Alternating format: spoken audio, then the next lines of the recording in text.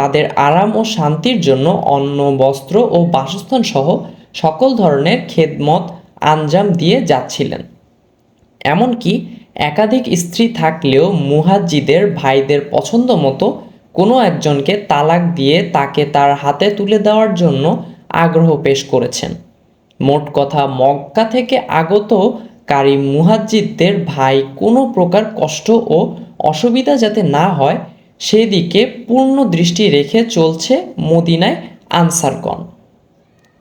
Answer ও মুহাজ্জিরদের মাঝে ভ্রাতৃত্বের সম্পর্ক গড়ে তুলেছিলেন স্বয়ং রাসূল মাকবুল সাল্লাল্লাহু আলাইহি ওয়াসাল্লাম। তিনি একজন মুহাজ্জিরকে একজনের আনসারীর ভাই বানিয়ে দিয়েছিলেন। রাসূলুল্লাহ সাল্লাল্লাহু আলাইহি ওয়াসাল্লাম এর ইচ্ছা এবং সিদ্ধান্ত আনসারগণ এতটাই আনন্দের চিত্তে গ্রহণ করেছিলেন যে পূর্বে কারোর 2 ভাই থাকলে এখন তিনি মনে করতেন তার 3 ভাই। এক কথা, আনসারগণ মুজাহিদদেরকে আপন ভাইয়ের মতোই শ্রদ্ধা, ভক্তি ও সম্মান দিতেন। সাইদ ইবনে আবদুল্লাহ রহমান ছিলেন মুজাহিদদের সাহাবী। হজরতের পর তিনিও সাহাবায়ে আনসারী রহমাতুল্লাহ আলাইহির মাঝে সৃষ্টি হয় ভ্রাতৃত্বের সম্পর্ক। প্রিয় নবী সাল্লাল্লাহু আলাইহি ওয়াসাল্লাম যখন তাবুক অভিযানে গেলেন তখন তার সাথে আগমন করেছিলেন হজরত সাইদ ইবনে আবদুল্লাহ রহমাতুল্লাহি আলাইহি। আর সালাবাতুল আনসারী রহমাতুল্লাহি আলাইহি পেয়েছিলেন সাইদ রহমাতুল্লাহি আলাইহির বাড়িঘর দেখাশোনার দায়িত্ব। সালাবা রহমাতুল্লাহি আলাইহি প্রত্যহ সাইদ ইবনে রহমাতুল্লাহি আলাইহির বাড়ি আসতেন, খোঁজ খবর নিতেন।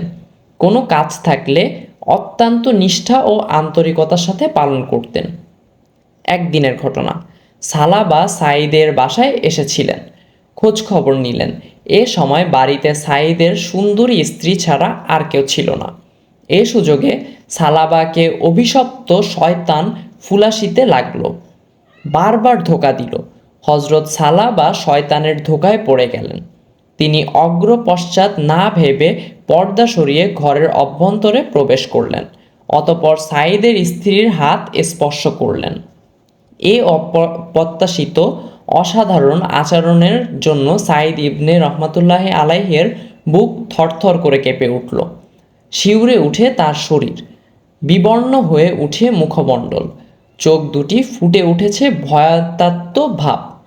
তিনি বিস্ময় ভরা কণ্ঠে বলেন, হে আল্লাহর বান্দা, আপনার যে ভাই খোদার রাহে জিহাদে গিয়েছেন, আপনি কি তার আমানতের খেয়ানত করে উদ্যত হয়েছেন?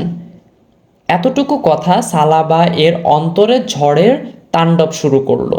একটি অভূতপূর্ব আচরণের দোলা দিয়ে গেল তার হৃদয়ের মধ্যে, কেঁপে উঠল আন্তরাতা।